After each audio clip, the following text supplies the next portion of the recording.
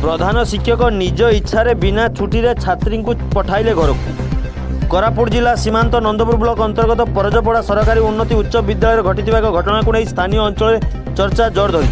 विद्यालय हॉस्टेल प्राय 80 जन छात्री रोला बेले जिलापाल पक्षर ग्रीष्म परिस्थिति को दृष्टि रखी एप्रिल 23 तारीख 25 तारीख पर्यंत छुट्टी घोषणा किंतु अभियोग अनुसार घोषित छुट्टी पूर्व अर्थात एप्रिल 21 तारीख में छात्री घर को पठाई दिया। प्रधान शिक्षक कार्य पद्धति उपर प्रश्न उठुଛି। ଏହି ଘଟଣା ପରେ ସ୍ଥାନୀୟ ଲୋକଙ୍କ ମନରେ ବିଭିନ୍ନ ପ୍ରଶ୍ନ ମଧ୍ୟ ସୃଷ୍ଟି ହୋଇଛି। ଘୋଷିତ ତାରିଖ ପୂର୍ବରୁ କାହିଁକି ଛାତ୍ରୀମାନଙ୍କୁ ଛଡ଼ାଯାଇଥିଲା, କାହା ନିର୍ଦ୍ଦେଶରେ ଏପରି ନିଷ୍ପତ୍ତି ନିଆଗଲା ଏବଂ ଛାତ୍ରୀମାନଙ୍କର ସୁରକ୍ଷା ପ୍ରତି କେତେ ଦୂର ଧ୍ୟାନ ଦିଆଗଲା ତାହାକୁ ନେଇ ଚର୍ଚ୍ଚା ଜୋର ଧରିଛି।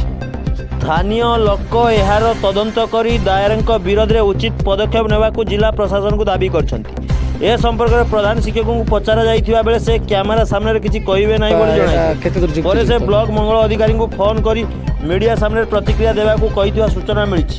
अन्य पटरे ब्लॉक मंगल अधिकारी को पचारिबारु से कहितले जे तदंत पर संपूर्ण सूचना मिली एवं आवश्यक हेले कार्यानुष्ठान निया। स्थानीय सरपंच मध्ये कहितले जे सरकार घोषित छुट्टी पूर्व छात्री मानक छड़ा संपूर्ण भूल।